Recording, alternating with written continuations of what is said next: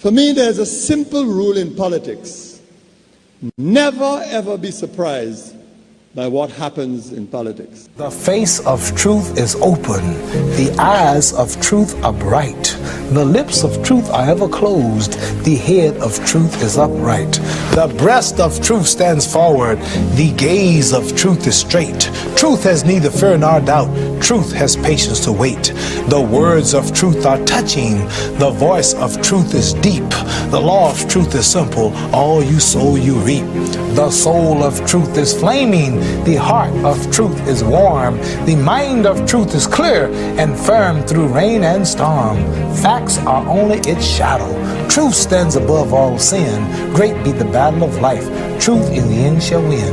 The image of truth is the cross. Wisdom's message is its rod. The sign of truth is Christ, and the soul of truth is God. Life of truth is eternal. Immortal is its past. Power of truth shall endure. Truth shall hold to the last. I don't have to tell you things are bad. Everybody knows things are bad. It's a depression. Everybody's out of work or scared of losing their job. The dollar buys a nickel's worth. Banks are going bust. Shopkeepers keep a gun under the counter. Punks are running wild in the street, and there's nobody anywhere who seems to know what to do, and there's no end to it. We know the air is unfit to breathe, and our food is unfit to eat. We sit watching our TVs while some local newscaster tells us that today we had 15 homicides and 63 violent crimes, as if that's the way it's supposed to be. We know things are bad, worse than bad. They're crazy. It's like everything everywhere is going crazy, so we don't go out anymore.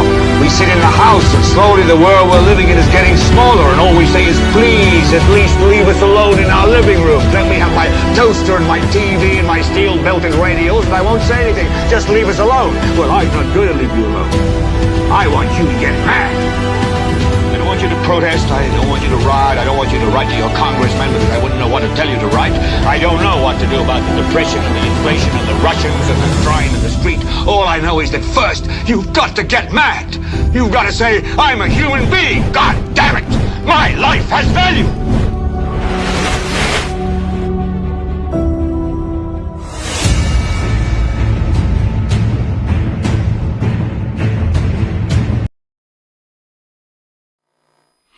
Welcome to another edition of the most monitored talk show in the world. Of course, that is NewsSpin on Power 97.9 FM. The broadcast is also on the NewsSpin Facebook page as well as on the YouTube channel. My name is Timothy Poleon.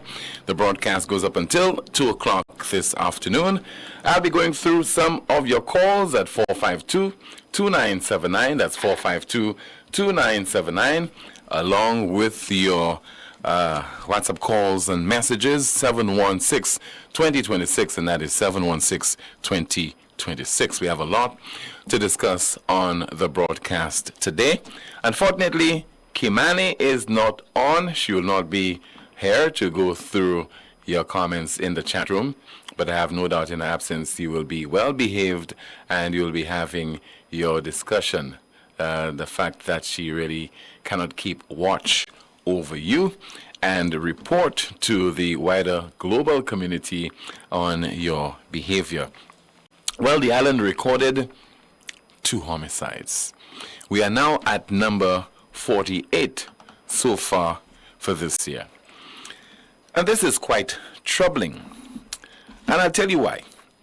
It is because those who are in authority and they have the direct responsibility to ensure that law and order is maintained is ignoring the reality that we are a country under siege. And it has become commonplace for us to be recording homicides on such a consistent basis. Something that is happening, and it is unacceptable, is basically ignored by those who are in authority, because it's all about protecting the victory, and it is all about creating this image of a country that is so peaceful, a country where everything is hunky-dory, where you have record numbers of visitors to our shores, and we are recording economic gain of, immense proportion. And, there's so much for us to celebrate. And, of course, there's so much we must do to also protect the victory. But who will protect the people of this country? And it's not a matter of if it is going to happen, but when a son of St. Lucia will be gunned down. And you have a flurry of those activities taking place in various parts of the island. And while you have MPs, government MPs, out there celebrating in various forms, they're not taking the opportunity to highlight that problem. It is as if it is to their advantage, and no doubt I know that's a reality for them, it is to their advantage to sweep that problem under the carpet. And unfortunately, I think that the wider society is doing this inadvertently alongside those individuals who want to create that impression of stability in our country. We can talk about GPH all we want. We can talk about, having all those investments taking place on our island. But the fact remains that, it is just troubling what is happening at this point in time. A lot of our young people are perishing often. When you have, for example, a 39-year-old being the island's latest murder victim. And then you have a 22-year-old as well. And what do you think is on the horizon in the days to come in St. Lucia? And so, as we indicated, we have recorded 2 homicides in one shooting incident which occurred in Saturday, and that is at Larry Seuss Dennery. 22-year-old Ernest William of Bellevue V4 succumbed to his injuries at the scene of that particular incident, and later 39-year-old Angus Jeffrey of Bellevue V4, both of them from Bellevue V4, died in this case at the OKEU, and we are now at 48 homicides for this year. And the authorities have taken a hands-off approach, meaning it is beyond their control. That's one of the things that they take absolutely no kind of responsibility for. Let us blame the wider St. Lucian society. And I heard a government minister saying today, as far as tackling this problem, it warrants a multifaceted approach. Just hiding behind various terms and passing the buck, basically, saying that it's not our responsibility.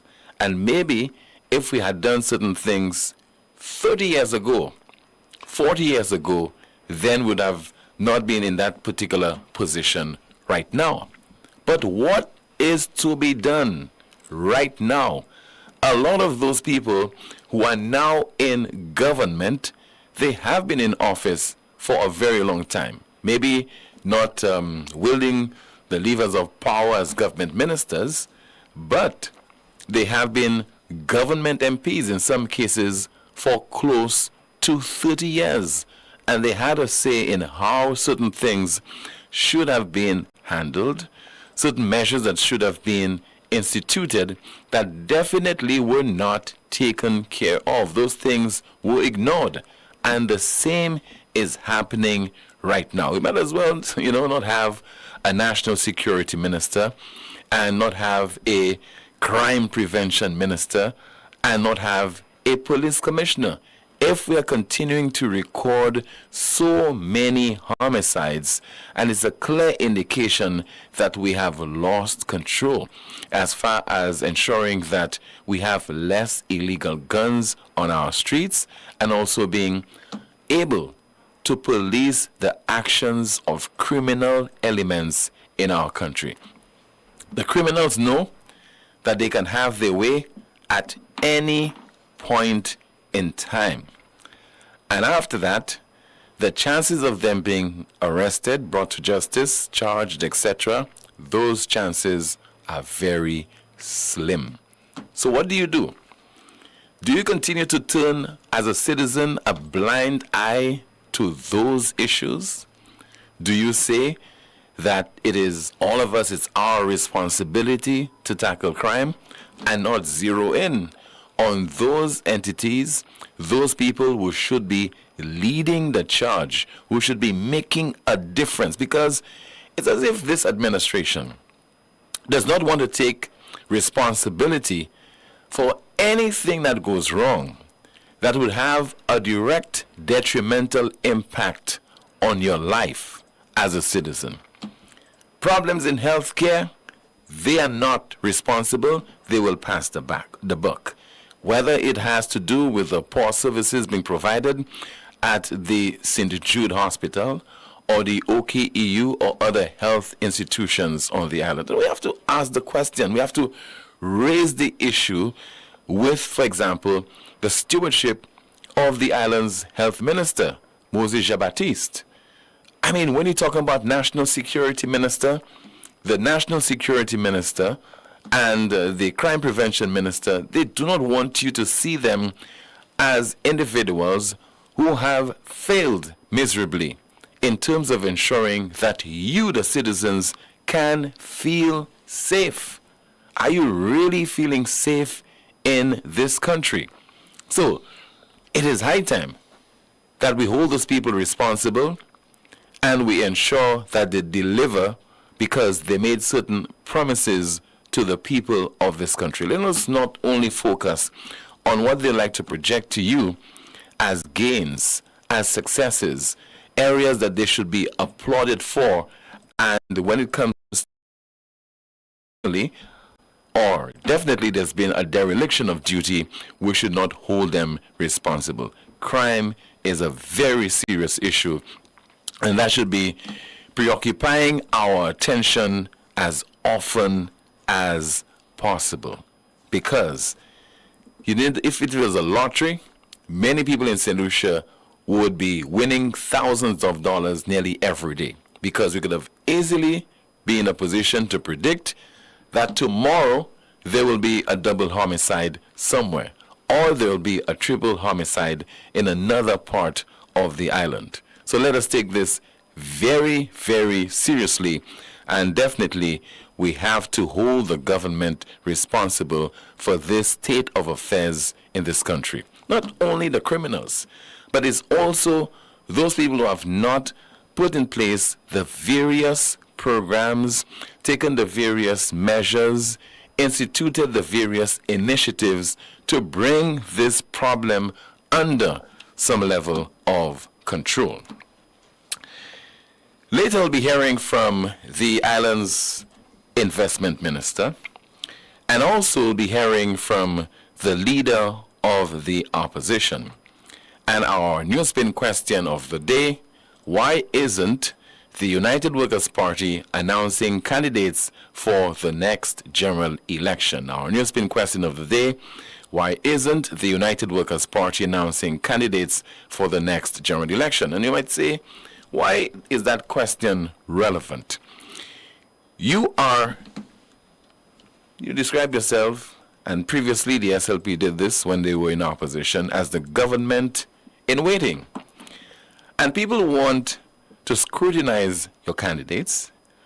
People also want to meet those individuals who want to replace government MPs, and possibly who want to be part of a cabinet of ministers after the next general election. And it is very important that you, as an political organization, do the vetting, but people must do their own vetting as well. People want to see your candidates on the ground and start to quiz them, start to interact with them, because it is a case of asking those individuals who want to represent you, what are their plans for the various constituencies at the local level, and nationally, if they are part of a cabinet of ministers, what are their plans as well for St. Lucia? So we have a lot to discuss between now and 2 o'clock this afternoon as we open the line to take your calls at 452979. That's 452979. Your WhatsApp calls and messages 716-2026. We have a call via WhatsApp as we say hello and good afternoon to you. You are on the air. Hi, Tim. Hi, good afternoon to you, caller. Yeah, how are you doing? I'm okay. How about you? Not too bad. Not too bad. It's just disturbing of all these killings every weekend. Every week you have to hear how many killings. But Tim, the bottom line of that, the government just has to get up from the laurels and put measures in place, stiff penalties in place to instill fear in these guys. So when they have to go and commit these crimes, they'll think twice. But there's nothing about that, So I'm here to see what are they going to do about that. That's my take.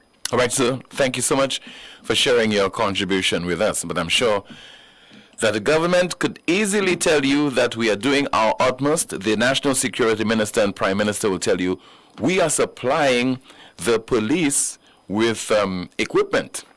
The police, they have not received that level of support from any government. What we're doing there is unprecedented. But we're interested in the results. If, for example, you are providing your son or your daughter with the requisite resources to go to school and to learn, and the results does not match your investment, then you ask questions. Then you find out what is the problem, because you want to do something about that particular mismatch in terms of the level of investment and the results. And at this particular juncture, those who are in authority should not be passing the buck. And we as citizens should not be accepting those lame excuses from our government ministers and government officials.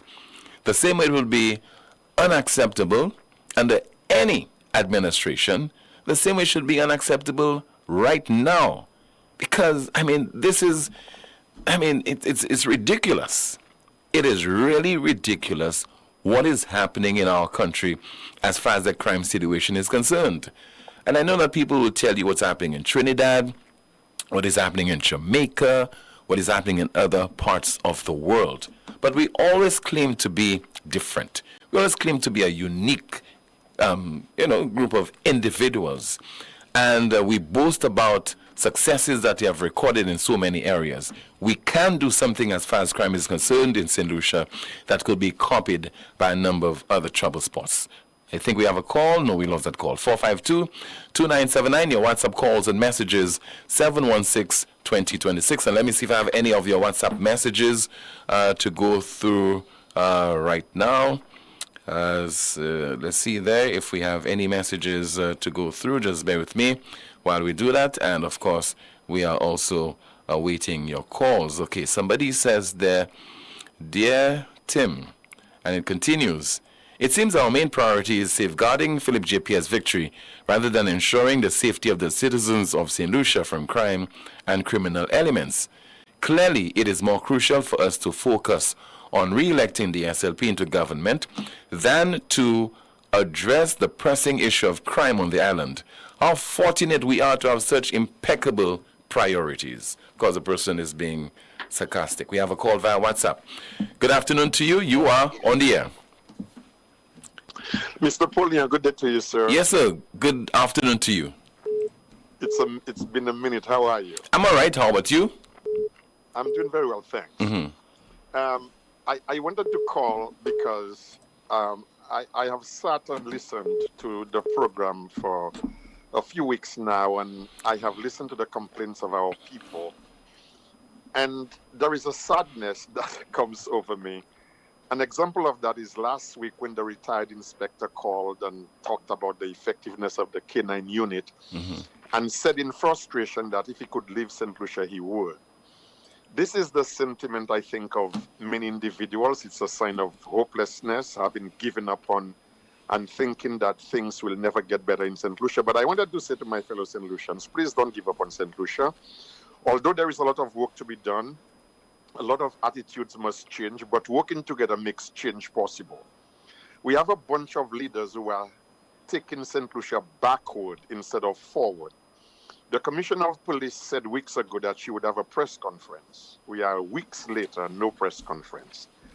The DPP had a press conference without anyone from the RSLPF by his side. These recommendations have clearly been ignored. What is this? And where is the cohesion of the judiciary? Law enforcement, in this case the police, enforce the law. The DPP as a chief prosecutor prosecute those who break the law. And the courts are there to administer justice within the context of the law. We don't see that cohesion. So that's an example of those who are supposed to make St. Lucia a more viable, a more developed entity and state, they're not doing it. Then a minister of government who is a defendant in a lawsuit said he would get back to the media on a tremendously important question of how many St. Lucian passports have been given to Caribbean Galaxy. And a month later, he has not addressed the media on this matter. And the media have not required a response. There is no follow-up. Well, I'm telling you, well, listen, Mr. Senrose, Dr. Hile, you're referencing, he was on the morning show here on Poleon 97.9. He was asked the same question. And I'll be playing the response to you in a little later during the course of the program. And in effect, I'm telling you that he did not answer the question again. He just did not answer. And you cannot, in my experience as a broadcaster, you cannot force people to answer questions. You could only continue to pose the question to them and allow your audience to see their behavior and deduce what they want from that. I get it, Mr. Poleon. But sometimes we know that in politics and in government, sometimes it's the pressure. Look at, Joe Biden is a saint of a human being, but look at what happened in the U.S. He didn't want to step down, but the forces around him, people within the party or the media, they were saying he is not 100% coherent and he should step down. And eventually he did. So what I'm saying is that there has to be a certain amount of pressure that is exerted on these individuals who are playing hide and seek with information and are refusing to answer the people's questions. Okay, but I get your point that it's noted. The situations are different. In the case of St. Lucia, you have a section of the local media asking questions of Dr. Ernest Hilaire, calling on him to disclose to the St. Lucian public, not the opposition, not the media, but the St. Lucian public, the taxpayer, disclose how many files were given to Galaxy. Disclose that to them. And he's not doing it. In the case of the United States, and you brought the analogy with President Biden. The pressure came from the media in the United States, but it also came from the Democratic Party. And I'm sure you're calling from the United States. All right? It came from the Democratic Party. Now, in the case of St. Lucia, do you think anyone in the St. Lucia Labour Party will say to Dr. Ernest Hilaire, those passports do not belong to you. They belong to the people of St. Lucia.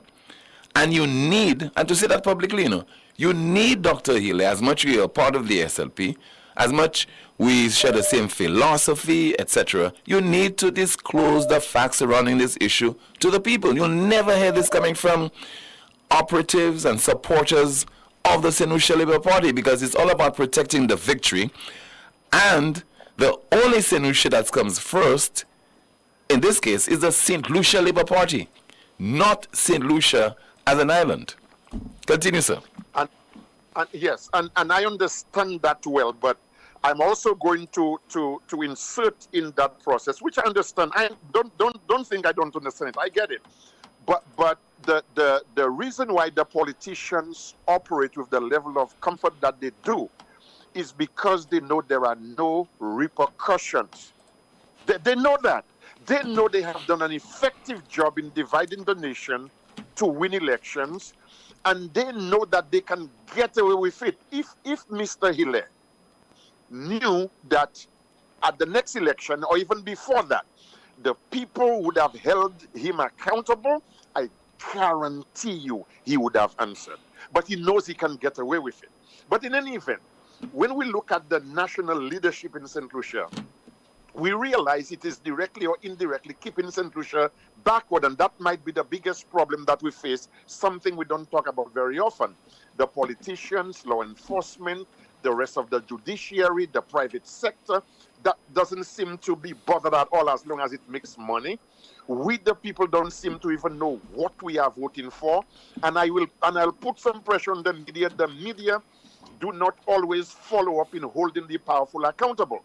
Every entity, therefore, in St. Lucia that is supposed to push St. Lucia forward into a more developed state appears to be contributing to its retrogression. And that's something that we have to talk about. Lastly, I don't want you to lump NewsSpin with the entire local media community. I don't want you to do that, okay? But Mr. Poleon, you know I'm not doing that. Yes, I don't want you to do that at all. You know I'm not, but you know I'm not. I just want to set the record straight as far as this issue is concerned. I want to set the record straight. I'm glad you did. Right. Lastly, the government celebrated 3 years in office. What an arbitrary number. 3 years. 3 years for what? Why not 1 year? Why not 10? 3 years. It's not the end of a term. 3 years, right?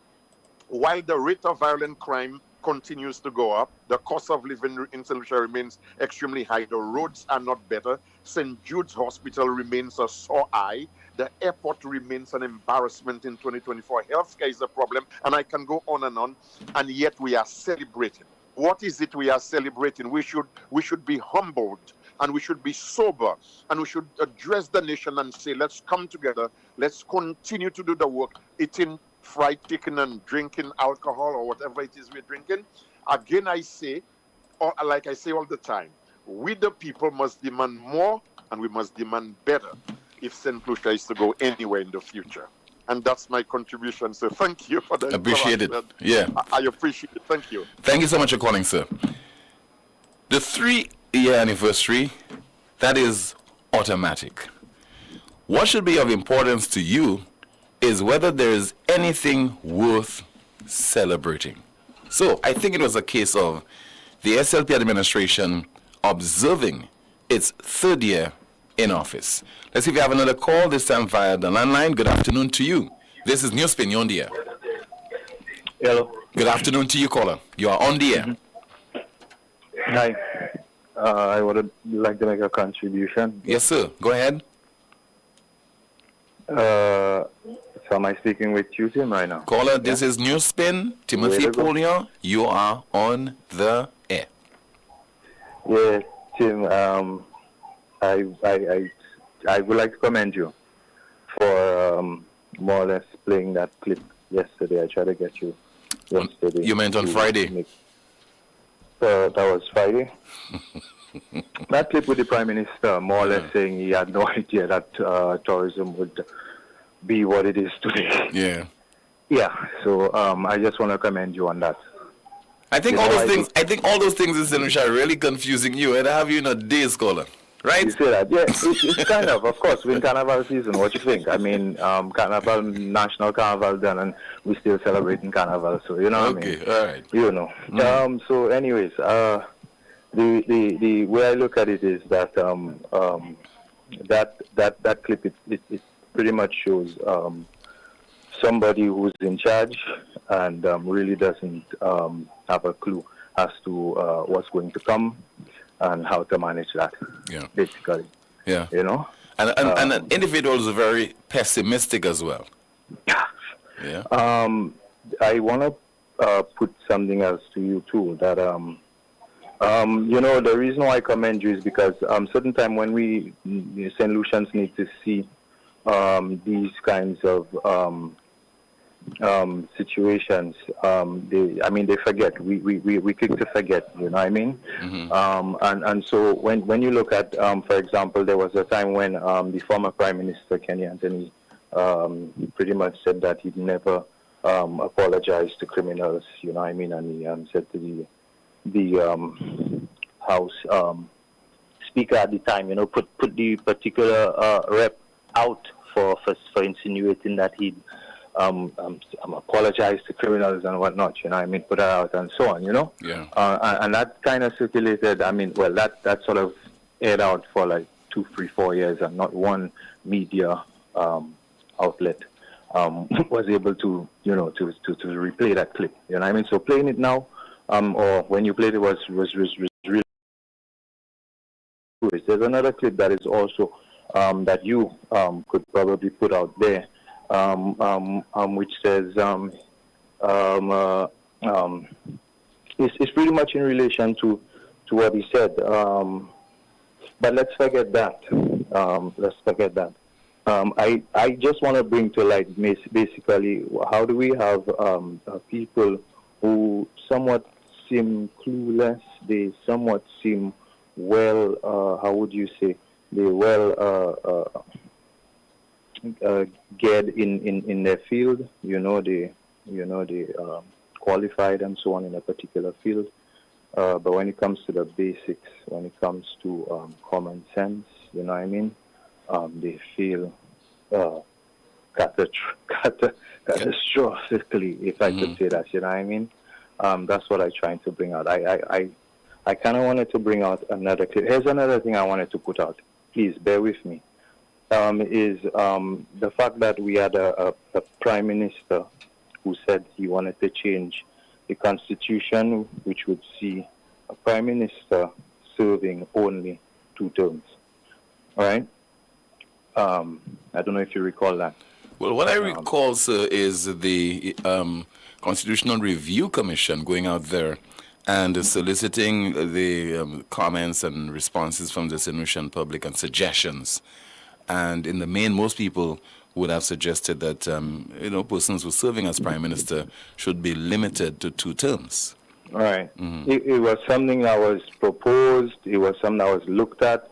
It was something that was supposed to have gone. I think given we had a particular rep at that time who was looking like the particular candidate to follow on, to take the mantle on from Prime Minister Kenny Anthony at that time. I don't know if you're following me. Yes. That was Mario Michel, if you follow me. And I don't know, for whatever reason, he kind of just left St. Lucian politics. And I need to commend him. He's doing really well wherever he is. Some, if you would maybe enlighten me, a judge or something like that. He's the Chief Justice of the OECS Supreme Court, caller. Yeah, I mean, so that's what I'm saying. I think that's, to me, he felt slighted and he left when that didn't happen. You know, he stayed on for 5 years? 2 terms. I'm talking about the Prime Minister, Kenny Anthony. How long? Well, he served 3 terms. 3 terms. Yeah, I mean, so he may have been slighted and left or whatever, you know. And I just want to bring to light the fact that at that time, within all of that time, he had the present Prime Minister in his ranks. Yeah. At that one time, he was the Minister of Tourism, right? Yeah. And I think he had a reshuffle of cabinet. I don't know, for whatever reason, for his reasons, maybe for the benefit of the country. And he decided that his Minister of Tourism at the time would be changed, and he would give it to the youngest minister ever, Minister Mbani of St. Lucia. Yeah. Minister Mbani, yeah. So, we saw a serving tourism minister being replaced by some novice incoming. You know what I mean? So I think that's why you have somebody saying now that I think this is what I was looking for, Tim. He said also on another clip, I never envisioned tourism would be what it is today. That was during COVID. Yeah. That's the other clip I was looking at. Never envisioned it would be, what it is today, that is so blown up. And, I was Minister of Tourism at that time, and I never envisioned it to be that, you know what I mean? And so I think we're looking at somebody who has no vision. Compared to, others who have tried, who've come and gone, who are here now, maybe, who want to see better, for St. Lucia. You know what I mean? All right, Connor. Appreciate the contribution. I suspect he's a first-time caller to the broadcast. We have another call via WhatsApp. Good afternoon to you. This is NewsSpin. You're on the air. Hi, good afternoon to you. How Yes, are you? I'm okay, caller. How about you? Good. I'm calling because I listened to Unesile this morning on this very station, and a couple of things struck me. One of them was an outright lie. When they asked him about the number of passports, the number of files given to Galaxy, he didn't answer the question. He started on the opposition. Every question you ask Ile, he starts with the opposition. He forgets that he's been in power for like 3 years already, and he's going to blame the opposition for everything because people of St. Lucia kicked out the UWP, put them in there because they said they can solve the problems. However, every question you ask him, he has to give you a history lesson on the opposition, as if people don't know that. But my point is where he lied was he said, no country in the world gives you those numbers, and that's not true. He lies to the people of St. Lucia, and people don't do their research. You can actually go online right now at the Department of State of the United States, the External Affairs in Canada, and find out how many business people they had, how many visas they issued, how many passports how many people got their citizenship. And the thing is, they keep talking about Canada and these places have citizenship by investment. And when Kenyan was introducing that, I spoke about it and I said the comparison is disingenuous. Here's why. Canada's program put in place by the politicians, it is not run by the politicians. Politicians don't have any interference in the Canada CIP program, and it's very stringent. And you cannot get a passport. When you invest and you get a residency in Canada, you cannot vote, you cannot get a passport, and there are strict requirements. If you invest in a company, let's say you invest $100,000 or $200,000 or whatever it is, you have to, there's a requirement that you have to be in the company 60% of the time, you have to be part of the operations. I don't need to give you the whole thing, but there's strict measures to be met. Otherwise, they can revoke it, and they do sometimes. On record, they have people, they revoke it because they use, well, they're not keeping up the part of the bargain, they're not part of the management. They can apply for citizenship, citizenship requirements. So no, nobody in Canada CIP program. The second thing is, unlike St. Lucia, it is not run. Politicians, they call up the ombudsman and they complain about them, and then they'll be sanctioned. So it's not run by politicians. It doesn't have that political interference in it. When Dr. Ile said, no country in the world gives you that information, that's a lie. Any Canadian, anybody, even you can go on the website and find out how many passports head in every direction. So this is, and he says that, and people in St. Lucia accept that, and nobody does the research, nobody check it out, and he just gets away with it, with all the lies. The next thing is, he said, he's the person who said they could win and do whatever by any means necessary. But now he takes his language and turns it on the opposition. He said the opposition can burn, they want to burn down, they don't mind they burn down St. Lucia as long as they get to be king of the ashes. Well, as a man who stand up and said, or sat down, whatever he did and said, by any means necessary. He's the one who boasts about now he's in power, he can do whatever he wants. He can go after people and stuff.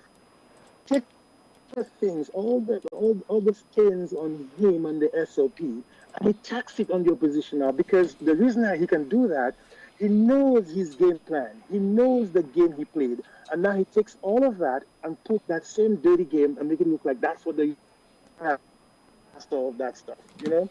And I listened to him say, oh, people going after people, and they had them resign, and they called Martinez, called this person, and called that person, had them resign. They can go after, but not after these people not elected. Then a couple seconds later, he turned around and said,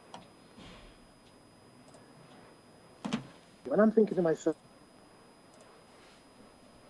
just say people can come after him because he's a politician, but no, fine that they're coming after him. And I've never heard any politician play the victim like this man. It's always him. I listened to the thing this morning, and I didn't make a measure. I didn't know what the stats is. I wouldn't say half or 3/4 or whatever, but so much of it was about him. About the development of St. Lucia, the strategies going forward, answers to the problems the country faces. He celebrated jazz, he celebrated carnival, and all these things. But I had nothing to address the ills of crime, of criminality, of education, of healthcare, of education, All the other things that people are clamoring about, none of these things, all he does is every single question, well, not every single question, but almost every question the man is asked, after 3 years in power, he gives you a whole history lesson on the opposition. If you're good at governance, I mean, you won't get Biden doing that. You won't get any leader who knows what they're doing, who are competent, who has a record to be proud of. They don't do that. Even look at on the stump, Kamala Harris. She will take a swipe at the Republicans, but she'll tell you what they did at the border, what they did for the economy, the unemployment rate, the Medicare, the biggest infrastructure in the development in the country in the last 50 years. They have a record to run on. If Ernest Sile had a record to run on, he would not be doing these things. So when he keeps going after the opposition, he has to remember 2 things. I want him to remember, St. Lucia to remember.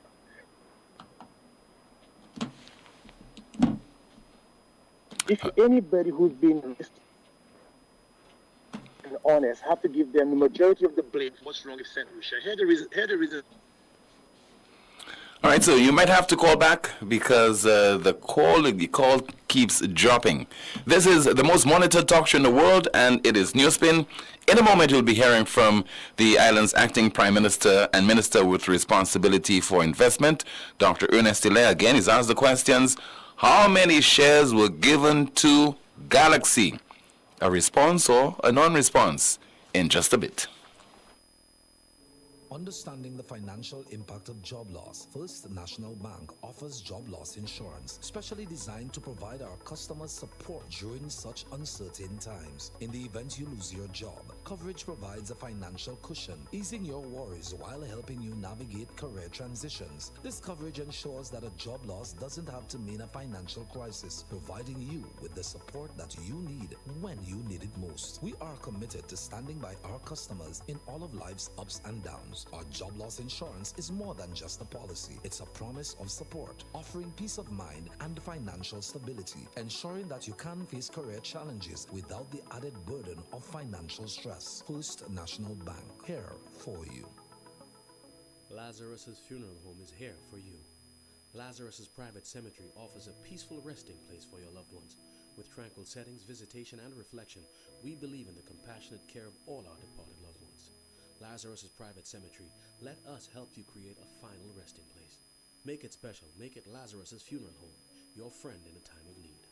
Payment plans are available for tunes. Call us in Vidbute at 452-7491 or in New Dock Road, VA4, 454-6555.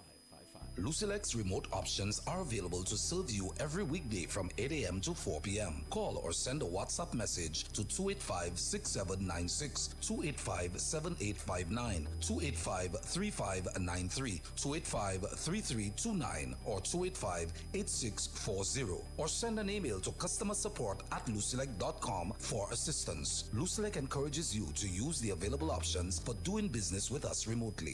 When you feel the vibes and the music sweet, KFC on the road giving you the beat. One sandwich, so chicken fries in your hand, a drink to go, best deal in the land. Food for the road. Enjoy Food for the Road this carnival. For only $30, you get 2 pieces of chicken, 1 sandwich, 1 regular fries, a biscuit, and a 16-ounce soda. But that's not all. There's more. When you purchase this offer, you get a chance to win carnival costumes, event tickets, KFC vouchers, and more. This carnival season, get your KFC Food for the Road. It's finger licking good. This is We Summer. Get ready for the biggest and wildest deals from Flow. Summer comes with a message for ya. Switch it up, 'cause this is We Summer.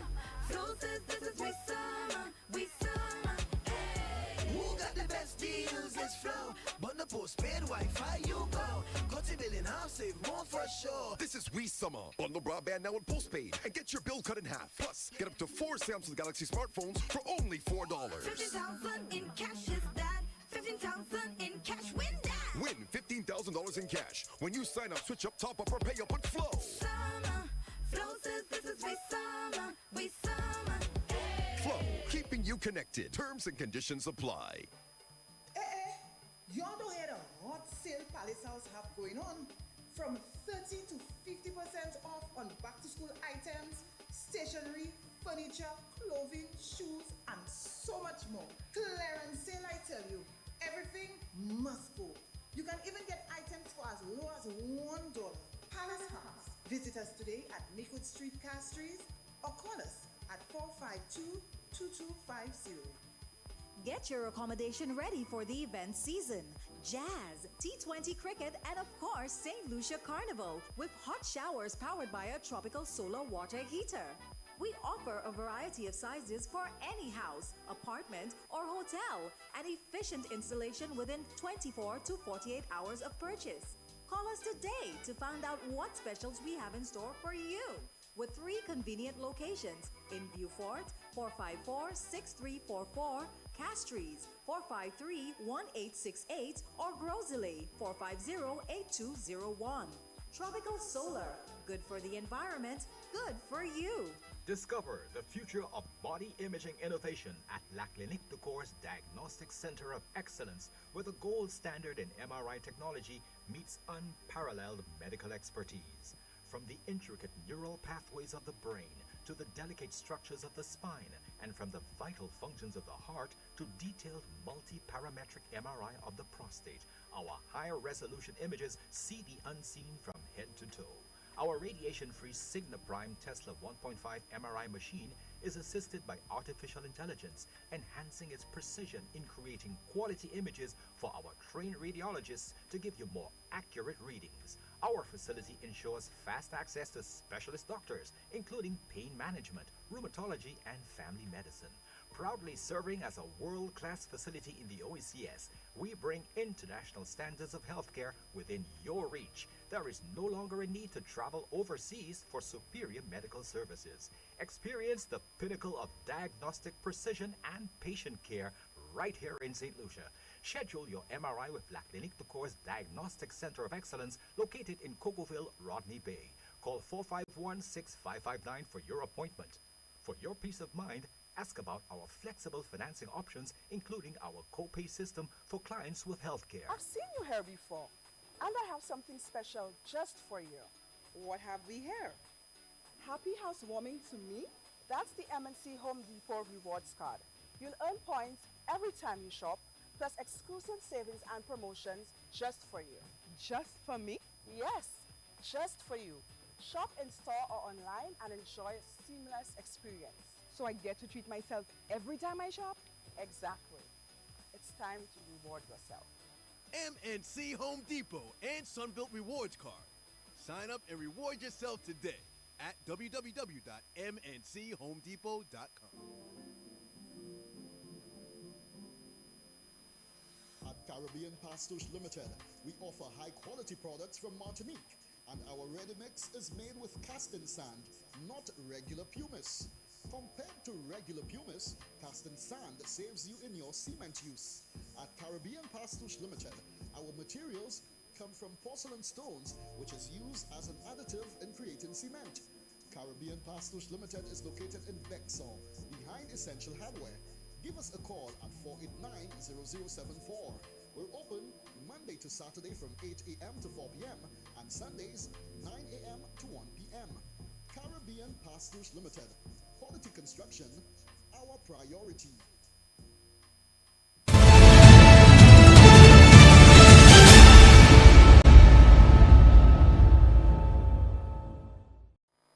The island's acting Prime Minister and Investment Minister, Dr. Ernest Hilaire, was in the Situation Room this morning right here on Power 97.9 FM. And again, the question was posed to him. How many shares were given to Galaxy as part of the CIP program? Asking the question is the host of the program, Big Slim. How many passports were allocated to Galaxy? Now here it is. The opposition has been harping on this, and I gave an answer and I want to give it again. But first of all, they're quoting something Martinez said. Now, seriously, Martinez comes and says, I think 14,000 or something like that. But the opposition wants us to state how many shares we give them, because you don't give passports. You know, you give citizenship per share. And I asked them, tell us how many you'll give for DSH. When you were in government, you as a government recognize the sanctity of commercial agreements and confidentialities of commercial agreements. No government in the world goes out and just throws out in the public the details of all commercial agreements that they've signed. They did not do it when they were in government. You ever saw the details of the carbon deal? of the DSH deal, of the Ojo Labs deal. In fact, in the House, when I tried to make DSH, and the Prime Minister tried as well, a document of the House, they stopped us. They stopped us because they recognize when you sign a deal or an agreement with a developer or any investor, and the investor say you can't put out the details because they have competitors. Right. You know, they have other persons. You know, you cannot do that. You cannot just go and put out details of commercial agreements. But what I did say to them, everybody that's approved, it will be published because you do annual reports. And you publish it. So we have the law tell us we must publish it. So we will publish it. But don't ask me to come out and put in the public details of commercial agreements. But you didn't do it when you were there. And that's not customary. That's not customary. Nobody does it. Okay. You were in government, you didn't do it. Okay. You never put out the deal with Don Lockerbie for the playing fields. You never did, because governments don't do that. Right. You don't. Okay. But all of a sudden, they believe that we should put it out for them to think. Now, at the right time, everything will come out. Huh? It must come out at the right time. He will determine when is the right time to answer a question pertaining to the people's passports. He will determine when is the right time to make that disclosure pertaining to the people's citizenship by investment program. So he's the one who is calling the shots. No matter how you will ask that question, how many shares were granted or allocated to Galaxy as far as part of this CIP program? And he will boldly, not behind closed doors, but boldly, whether it has to do with a pre-cabinet press briefing or an appearance on the Situation Room right here on Power 97.9 FM, he will tell you that he's not answering. And he will make reference to Cabot, make reference to all kind of other programs, DSH, where he's claiming that certain things were not disclosed. How can that affect the CIP program? How can this affect Galaxy? If only you have something to hide. This is the people's business, Mr. Acting Prime Minister. And you owe it to the people to answer those questions, those decisions that your government has taken in their name. Stop skirting the issues, hiding, and, just going around the various subjects that are being presented to you and making reference to side matters. We don't care about those things. We're just asking you a simple question, and that you are blatantly refusing to provide an answer to. We have a call. Good afternoon to you. This is NewsSpin. You're on the air. Hello. Good afternoon. You are on the air. Mr. Poleon, good afternoon. Good afternoon to you, caller. How was your weekend? Very good. How was yours? Not too bad, sir. Go ahead, please. Homicide is troubling us. Tim, I listened to Investment Minister this morning on the show, on your program. In fact, not on your program, on Free Sutton this morning. Now, I just cannot understand. If an investor come and do business in St. Lucia, the investor is investing, let us say, $2 to $3 million in St. Lucia doing a business, I might probably say that you probably might disclose all the information to the public because the investor is investing his money. But you're talking about our passport. The investor is using our passport to do business in our country. And you refuse to tell us that. And then you move around DSH, Ojo Lab. And I told you last week, Ojo Lab had almost, in fact, more than 300 of our young people employment. What was so wrong with Ojo Lab? The minister need to say what was wrong with Ojo Lab, because he continued to talk about Ojo Lab, which we know government was giving an incentive to keep those young people employed. That is an ABC. Why he dodged important matters that have serious implications, because all now, so everybody, person once, if you're not a labor hack, would not even have respect for the minister after the show that he had this morning. He clearly avoided the people of St. Lucia, and as though he's doing what he wants. And when he think it is the time, then he will come and say something which has no truth. I don't want to use the lies there. No truth. I mean, I think we are in a we are in a bad position here, you know. I mean, ministers of government are avoiding people and doing what they want.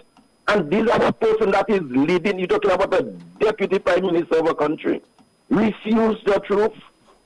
I mean, where are we going with that? And that's the problem we have there, you know, for the weekend.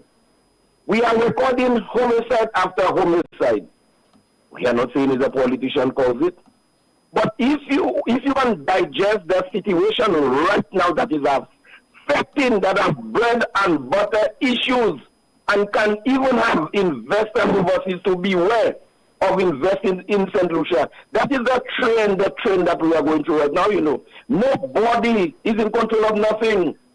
We are almost like we have an unstable government running St. Lucia. There is no way in the world. The minister boasts and says right now he is happy. St. Lucia is in good hands, oh my God. I mean, pretty soon we will have persons overseas that will not want to do. We would have to even fear for our money in the banks, you know, here. Those banks that are foreign banks. I mean, we have a lot of unanswered questions that are remaining in the dark, hidden. We talk about podcasts with up to now, no proper information have not disclosed to the people of St. Lucia to what is the position with the port, because the port does not belong to government ministers. It is belong to the people of St. Lucia. Why you went on your own and make a deal with it? Why? And you refuse to answer questions. Is not our business. But the time will come, whether you like it or not, we will have to know. And these are the type of behavior. And that is what we are seeing in Kenya right now, you know. The Prime President of Kenya almost sacked the entire cabinet. And including himself will go pretty soon because he tolerated all the things that have happened prior to 3 years in government. I mean, we have problems after problems, and that is, I said the last time, if these things does not change, but we will even need an army in St. Lucia, because if things are going to get good, I'm sorry to say that things are going to get good. We have 48 homicides in St. Lucia. Who is going to make a strong statement as a leader, once and for all, to have a meeting, an emergency meeting with the police, to see how they can move with this matter? No. Celebrate your victory. You see them all over yesterday in red, a little paper bag with a piece of chicken, and bake whatever that's covering it. That is the best they can offer for 3 years. That is the best of Labour Party. Yeah, what a victory. Tim, you said something at your opening, why the United Workers' Party have not put any candidate. Anyway, I'll get an answer in a moment. I don't expect it from you. Hold on. I will get a response in just a moment. Don't worry, caller. Don't worry to answer that question. I will listen. I have my own, but I'll listen. Thank you so much. Somebody says that, Tim, I will ask again, when will we have a Freedom of Information Act? This will then allow the public to have access to any information short of matters of national security, no matter the party in power. They are always touting transparency ratings. This would elevate our standing internationally. Let's take another call, this time via WhatsApp. Good afternoon to you. This is NewsSpin. You're on the air. Good afternoon. Good afternoon to you, caller. Make a comment on NewsSpin, please. Go ahead, please. You're on the air. All right. I got a question, Tim. Why is there anything in place, legislation or any stuff like that, to demand the government to release this information concerning the passport? I don't think so. And if there is, what? I don't think there's any such legislation. That's why before I took your call, somebody was making reference to enacting a Freedom of Information Act. Okay, so we can just talk. Mm-hmm. So the government's going to do what they want. So, yeah. So I'm blaming all the government across the board because all the different administrations, those that started it are still here. Because you cannot tell me something that is so important, okay, that we are asking, okay, you're not telling us, we're asking questions, and you're just not giving. I don't see nothing has to do with the contract with the government thing, because there's a passport. We're not asking the minister to tell us what the deal is like. No, we just want to know how many passports or how many. No, how many shares, yeah. Simple. And he'll keep making reference of the past administration, man. That I'd be so upset when I'm hearing. This is why they're out. Okay? They're no longer there. The people have said, we don't want you there. We're going to put you all there. You're in charge. So why keep making reference to them? And then in the last administration said how many passports or files that they had under the last program. Didn't they say that? About 700 something? I think that Yes, reference was made to about 700, yes. Okay, so why you keep saying that they didn't do that? I mean, we got to clear the media need to make a better job with what the questions are asking, with my answers. Come on, I'm lost with so many things happening there, and no clarification. I don't know. All right, Tim. Thank you so much. Another question was posed to Dr. Ernest Hilaire with regard to whether the chairman of the CIP has resigned and whether the corporate secretary has also resigned. And this is also during his appearance on the Situation Room this morning on Power 97.9 FM. Did the chairman and the corporate secretary of CIP resign? Now that's a good question. They can call the chairman now and ask him whether he has resigned. The corporate secretary one is one which really worries me. Okay. Because I'll tell you, and that's exactly what they are doing now, the opposition and Martinez and them. They call the corporate secretary and terrorize her, threaten her, that she had to answer by a certain time or else. This morning they call another board member already, threatening them to answer by 10 o'clock tomorrow or else they'll be added to RICO. And it's the same thing they had done with the CEO, McLeod. They threatened me if he did not virtually. I remember he went all the way to Washington because they told him if he comes there and answer questions, they will take his name off. Now he, in his own thinking, believing he's dealing with some people, he'll go there, he'll hear the question. Because they invited the Prime Minister and I to come to. Yeah. Now can you imagine somebody inviting the Prime Minister and the Minister to come up? So if you have issues, you have evidence, come down to St. Lucia and present it to the Prime Minister. You come to St. Lucia, you organize a meeting with the Prime Minister, the Minister, and you show your evidence. Right. You're telling the Prime Minister and the Minister, come up to our office, let us show you what you have. So they said, we're not going. Now, he fine, I should not have said that. He's going to put my name in RICO. Then put my name in RICO, and I'll deal with it. But in the case of McLeod, the same thing they did. And they put his name. And the same thing they want to do with the chairman, and the same thing they want to do with the corporate secretary. When I last spoke to the corporate secretary, as far as I know, she is going to be the corporate secretary of CIP. Yeah. So they and that's not. There'll be a lot more of that. Do not be surprised if they come up with something else tomorrow and something else the day after. That's what they're doing. And I mean, up to this morning, coming here, I got a call. Another member got a WhatsApp threatening them and giving them by 10 o'clock tomorrow morning. And that is the terror tactics they're using. The island's acting Prime Minister, Dr. Ernest Hilaire, during an appearance on the Situation Room this morning on Power 97.9 FM. Simple question that was posed to Dr. Ernest Hilaire. Whether the chairman of the CIP, the board, has resigned, and also whether the corporate secretary has resigned. He started off by saying, with regard to the chairman, you will have to pose that question to him. I'm talking about Mr. Lon Theophilus. You are the minister responsible for the Citizenship by Investment program, sir. A simple question, whether Mr. Lon Theophilus has resigned. The response is either yes or no.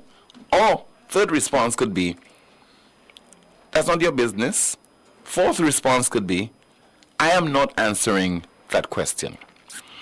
With regard to the corporate secretary, you're claiming that people are calling and terrorizing the staff and making all kind of threats.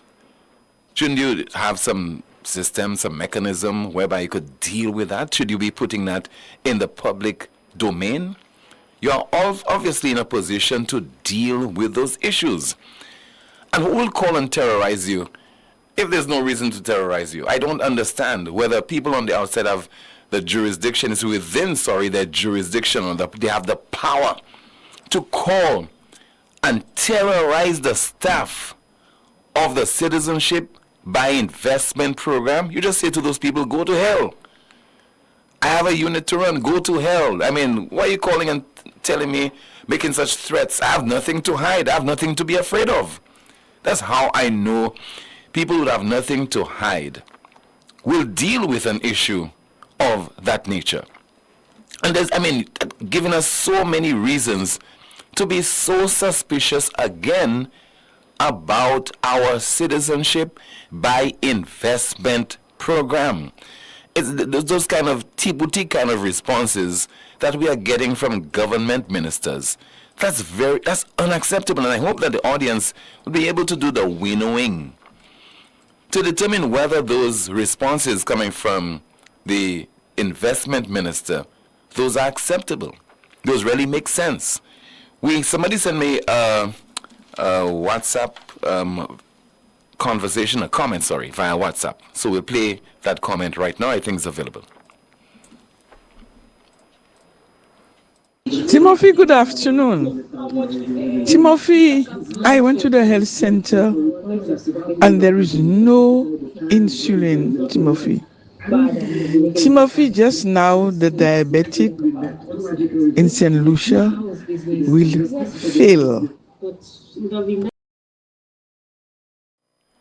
That's a WhatsApp voice note. 4522979, your WhatsApp calls and messages, 716-2026. And let me see if I could go through some of your comments right now while you are also calling, and go through as many of your WhatsApp messages as possible. Just please bear with me while we are trying to do that. I think we have a call. Good afternoon to you. This is NewsSpin. You are on the air. Hello, good afternoon, Tim. Yes, ma'am. Good afternoon. I'm okay. Timothy, you've ever interrogated a child? Okay, let's I won't say interrogate. I won't say interrogate. I've asked questions. Questioned the child? Yes, I have. You notice how a child would move around. Try to distract you. Try not to evade you. But as a parent, sometimes you have the evidence that they're the culprits on their mouth. But as the one who's doing the questioning, you go back to your original question. Yes, and they still don't answer. So in the end, you say to them, I'm asking you a simple question, but you're not answering. You are not answering. Why aren't you answering? Mm-hmm. That's a relevant question. This sounded like a child being asked a question. Seriously, going around and around and around and just not coming to the answer. Anyway, Timothy, this is not what I was calling you about. I was sorry to hear of the deaths that we've had over the weekend. I really thought this thing was starting to subside, but just as it starts to go down, then it climbs again. And this is the reason for the drug trade, the different things where we did, according to a lot of persons, this is a multifaceted situation. It deals with anger problems, it deals with homes, it deals with so many things that you have to tackle it at so many different angles. But, Timothy, we have to just continue trying, because a police cannot be in every home and in every community all the time.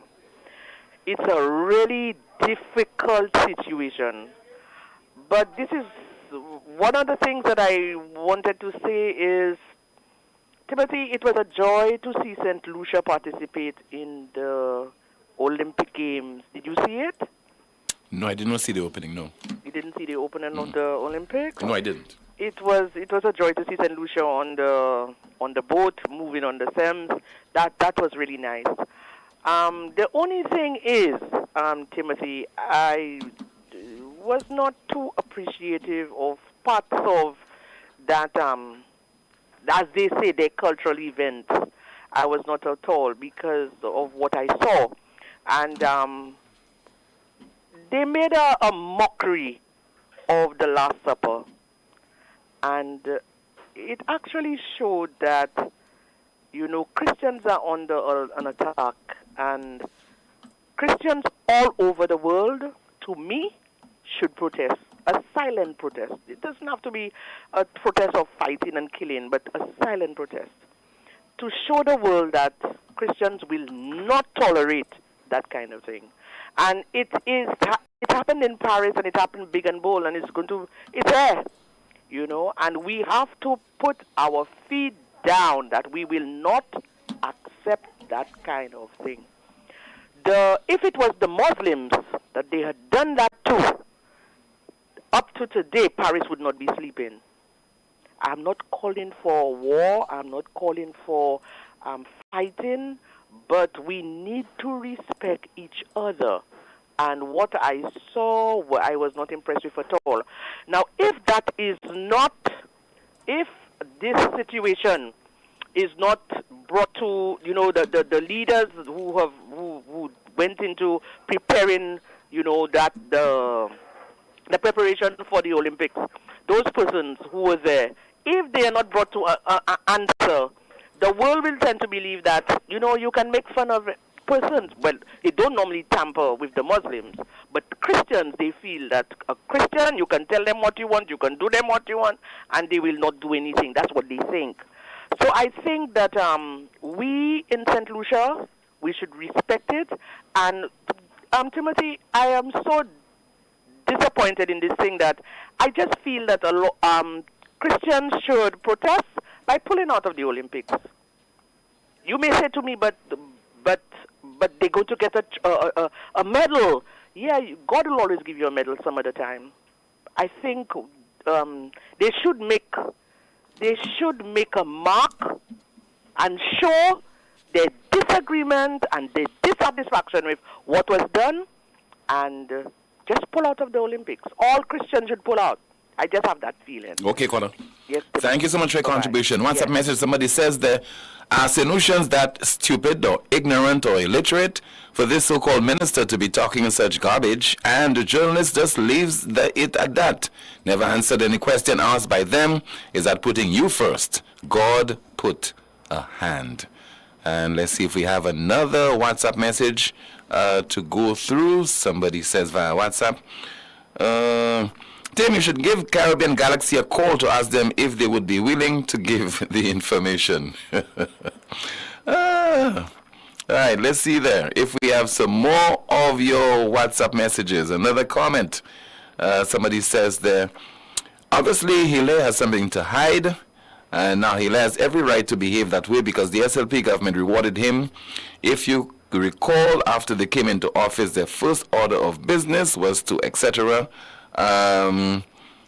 Okay, all right. Let's see there if we have. Let's take a call via WhatsApp. Good afternoon to you. This is NewsSpin. You are on the air. Good afternoon. Yes, good afternoon, sir. Yes, good afternoon to you, caller. You're on the air. Yeah, hi, Tim. This is Dominic Freddy. Yes, Dominic. I can't, Mr. Fade. I can't hear you too clearly. Can you hear me? I can't hear you clear enough, sir. You can't hear me? Not clear enough. Oh. You'll have to make some adjustments and see if you can speak. Tim, can you hear me well? All right, a little better. Go ahead, please. Tim, I listened to parts of the interview that you have played on your show.